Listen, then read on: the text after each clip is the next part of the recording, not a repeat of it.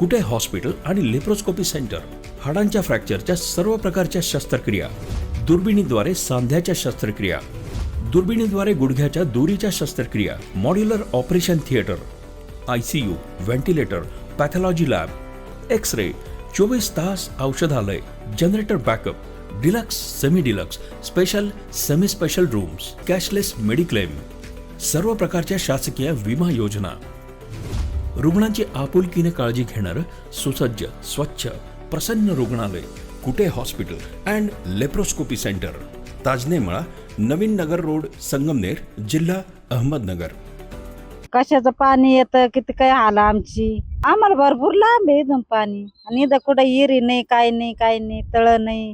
गावातल्या विहिरीचं पाणी संपलेलं आहे. ग्रामपंचायतला पाणी येत नाही आणि जनावरांची खूप हाल चालू आहे. माणसांच्या पिण्याचा पाण्याचा प्रश्न उभा आहे.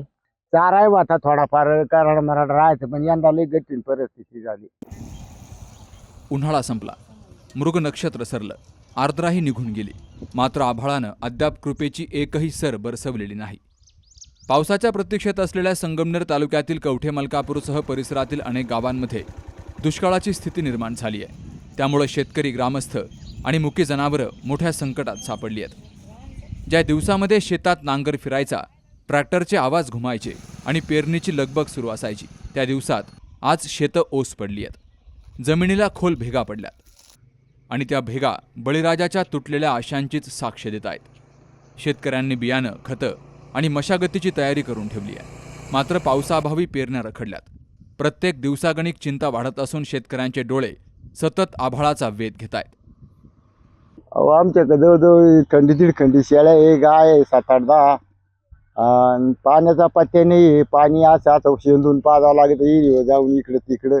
वाळेल चारा आहे, जवळ नाही, वर पटराने न्यावं लागत. त्यात कराड बिराड काहीतरी चारावं लागत. झाडपाला, झाडे पाच सुकून गेलेत पाऊस नाही तर. किती किलोमीटर तुम्ही जवळजवळ आता ते जवळजवळ तो गड आहे का, त्या गडापर्यंत जावं लागत आहे तिकडं. ते अंदाजी जवळजवळ 7-8 किलोमीटरच्या पुढे जावं लागत. आणि पाणी पाजायला थेट तिकडं कुराने तिकडे न्यावं लागत. विहिरीवर शेंदून पाणी पाजावं लागत.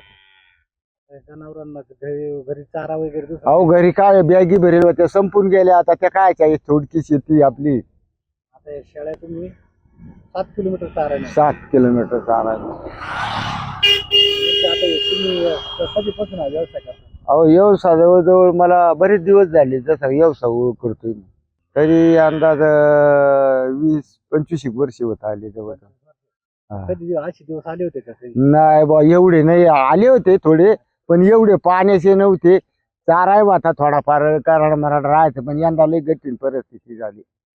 त्याच्यातले 4 कड झाले म्हणजे व पैसे त्याचा चारा बैरण आणायची, ते उली तुली घालायचे, काही असे फिरवायचे. बाकीचा प्रयत्नच नाहीये, काय करणार आहे बाकी. गावात पाणी येतं, पण पेयपुरतं आता जनावराला कोण देतं? पेयपुरतं मिळतं पाणी, पण जनावराला नाही ना. जनावराला काय होणार? आम्ही म्हणलो होतो एखादा 2 टँकर टाका म्हणे, माणसाचाच भागा ना, तेव्हा जनावरांना काय करणार आहे. परिसरातील अनेक विहिरींनी तळ गाठलाय, बोरवेल बंद पडलेत. यामुळे पिण्याच्या पाण्याचा प्रश्न गंभीर बनलाय. गावांचा श्वास आता टँकरवर अवलंबून आहे. टँकरचा आवाज ऐकताच हंडे, कळशा आणि पाण्याची भांडी घेऊन महिलांची धावपळ सुरू होते. गावात रोज टँकर येत असला तरी सर्व वाड्या वस्त्यांपर्यंत पाणी पोहोचवण्यासाठी मोठी कसरत करावी लागतीये. अनेक वस्त्यांना 3-3 दिवसांनी एकदाच पाणी मिळतंय. त्यामुळे नागरिकांचे मोठे हाल होत आहेत. आमचं पाण्याची भरपूर आले. कशाचं पाणी येतं, किती काय हाल आमची. टँकर येतं 2-3 दिवसा मिळती. पाणी तुमच्याकडे इथे येतं का कसं? इथं काय तर तिकडं वरती, गावाच्या वरती पाणी घ्यायचं. इथं येतं 2-3 दिवसांनी. किती लांब आहे पाणी? आम्हाला भरपूर लांब आहे इथून पाणी, आणि इथं कुठं विहिरी नाही, काय नाही, तळ नाही. तुम्हाला इथं वस्तीवर पाणी तुम्हाला कसं येतं? येतं आम्हाला 2-3 दिवसामुळे. पाणी पुरतं का? कायच पुरत, 2-2 हांडे भांडणं तणणं वात्यात पार. आणि काय मग ते पाण्याची मरणाचे हाल. इथं उन्हाळ्याचं पाणी नाहीये. 2 नक्षत्र गेलेत, पाऊस काय झालेला नाहीये. आणि पुढे काही गॅरंटी नाही पाऊस होईल याची तर गॅरंटी नाहीये. पण इथं एवढी अवघड परिस्थिती आहे. टँकर येतो 3-4 दिवसातून, तर आम्हाला येतो 2-3 ठिकाणी टाकीत खाली होतो. काही आता हे मळ्यातले लोक आहेत, कोणाला बोरला पाणी आहे, कोणाला नाही आहे, कोणाला असे साधन भरायला नाही आहे. तर आम्हाला आहे आम्ही भरतो, किंवा काही 4 लोकांना आहेत, काहींना तर ड्रम पण नाही आहेत. मग त्यांची परिस्थिती थोडी अवघडच होती. म्हणजे आता पाऊस नाही पडला तर इथून पुढं तर अवघडच होणार आहे. शासनाने काय केलं पाहिजे तुम्हाला काय वाटतं बा आता? शासनाने काय आता टँकर तर देतात आम्हाला, पण आम्हाला अशी इच्छा आहे का आता हे जलजीवनचं पाणी आलेलं आहे म्हणते, पाईपलाईन आली तर त्यांनी लवकरात लवकर चालू करावा, का आमच्या ग्रामीण भागाची सोय करावा. टँकर किती दिवसातून येतो? टँकर तर तसे रोजच येतो एक टँकर, पण आता 3-4 ठिकाणी खाली होतो ना, असं प्रत्येक ठिकाणी रोजच नाही खाली होत. एक दिवस इथं, एक दिवस वाडीत, एक दिवस ह्या वाडीत, असं काहींना कमी पडतं पाणी, प्रत्येकालाच असं पूर्ण पाणी मिळत नाही.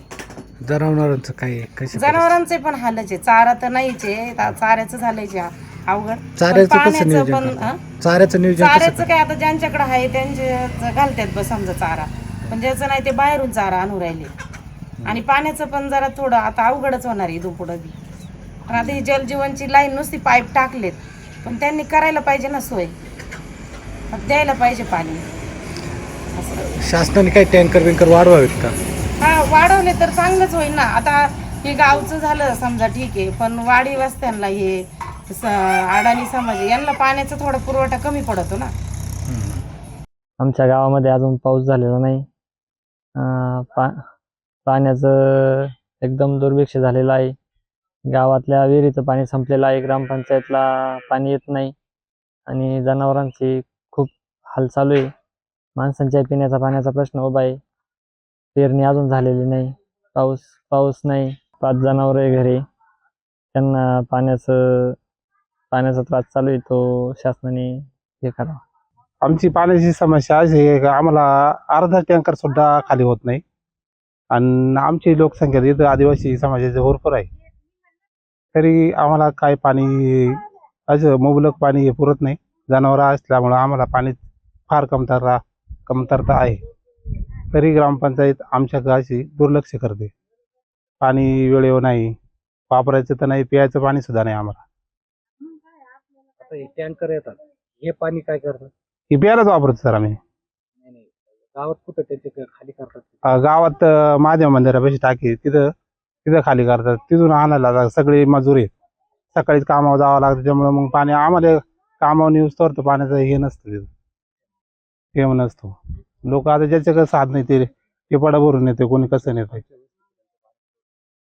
आणि शासनाला एवढी विनंती आमच्या वस्तीपर्यंत पाणी पुरवठा हा करावा. टँकर आला पाहिजे. टँकर आल्या पाहिजेत, नाही तर मग एखादी प्लॅस्टिक टाकी दिली तरी चालेल आम्हाला, तिच्यात काय ना, पण आमच्या पेयापुरती सोय करावी अशी. ज्यांच्याकडे पाणी साठवण्याची व्यवस्था आहे ते काही प्रमाणामध्ये पाणी जपून ठेवतात. मात्र गरीब कुटुंबांकडे पुरेशी भांडी नसल्यामुळं त्यांची मोठी गैरसोय होतीये. घरातील चूल पेटवण्यापूर्वी पाण्याची चिंता करावी लागत असल्यामुळं महिलांचं जीवन अधिक कठीण झालंय. दुसरीकडे जनावरांची देखील अत्यंत बिकट अवस्था आहे. पाणी आणि चाऱ्याअभावी जनावरं तडफडत असून पशुपालकांसमोर मोठं संकट उभं राहिलंय. गावकऱ्यांनी शासनाकडे तातडीनं चारा छावण्या सुरू करण्याची, जनावरांना पाण्याची व्यवस्था करण्याची आणि नागरिकांना नियमित पाणी पुरवठा करण्याची मागणी केली आहे. रोज संध्याकाळी सूर्य मावळतो, दिवस संपतो, मात्र प्रतीक्षा संपत नाही. प्रत्येक नजर अजूनही आभाळाकडेच खिळलेली आहे.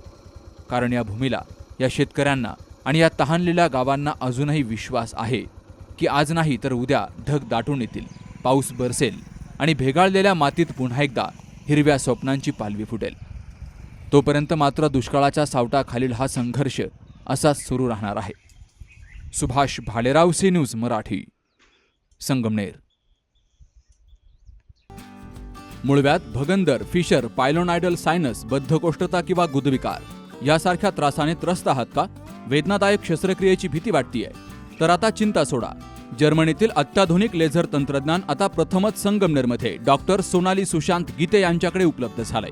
7 वर्षांचा प्रदीर्घ अनुभव, 1000 पेक्षा अधिक यशस्वी शस्त्रक्रिया. ठिकाण केएम हॉस्पिटल, विठ्ठल मंदिरासमोर, अकोले बायपास रोड, संगमनेर. संपर्क 90 677 95 189.